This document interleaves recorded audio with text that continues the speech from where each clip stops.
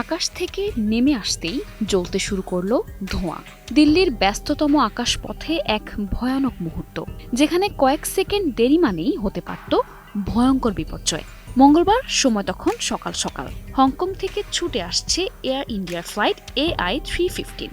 গন্তব্য দিল্লির ইন্দিরা গান্ধী আন্তর্জাতিক বিমানবন্দর। কেসারেন শেকড় থেকে শিখরে। সবকিছুই ছিল যেন একদম স্বাভাবিক, কিন্তু অবতরণের পরপরই আচমকা এক অদ্ভুত শব্দ, তার সঙ্গে ধোঁয়া, আর সঙ্গে সঙ্গে ছোট ইঞ্জিনে আগুন। এটা কি নিছক দুর্ঘটনা, নাকি বারবার এভাবে সমস্যায় পড়া এয়ার ইন্ডিয়ার জন্য নতুন কোনো বার্তা? তদন্ত চলছে, কিন্তু প্রশ্নের উত্তরের আগে রহস্য ঘনীভূত। এই দুর্ঘটনায় কেউ হতাহত না হলেও প্রশ্নের মুখে পড়ে নিরাপদ বিমান যাত্রা। এয়ার ইন্ডিয়ার পক্ষ থেকে জানানো হয়েছে, হংকং থেকে আসা এয়ারবাসটির আংশিক ক্ষয়ক্ষতি হয়েছে। প্রাথমিক নিরাপত্তার স্বার্থে বিমানটিকে আপাতত গ্রাউন্ডেড রাখা হয়েছে এবং এটি আর ব্যবহার করা হবে না যতক্ষণ না পূর্ণাঙ্গ তদন্ত সম্পন্ন হয়।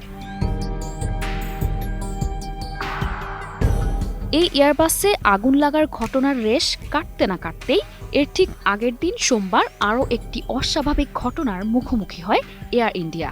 কোচি থেকে মুম্বাইগামী ফ্লাইটটি যখন দুর্যোগপূর্ণ আবহাওয়ার মধ্যে অবতরণ করছিল, তখন হঠাৎ করেই রানওয়ের ওপর নিয়ন্ত্রণ হারায় বিমানটি। প্রবল বৃষ্টির মাঝে পিছলে যায় চাকা। পাইলট সর্বোচ্চ চেষ্টা করেও বিমানটিকে রানওয়েতে ফিরিয়ে আনতে ব্যর্থ হন। মুহূর্তেই ফেটে যায় 3টি চাকা, ক্ষতিগ্রস্ত হয় একটি ইঞ্জিন, আর তারপরেই ঘনীভূত হতে থাকে এক অদৃশ্য রহস্যের মেঘ। দুদিনে দুটি পৃথক দুর্ঘটনা, দুটি বিপজ্জনক পরিস্থিতি। কেবল কি প্রযুক্তিগত ব্যর্থতা, নাকি আকাশপথে ঘনিয়ে উঠছে কোনো অজানা অন্ধকার? কেসারেন শেকড় থেকে শিখরে।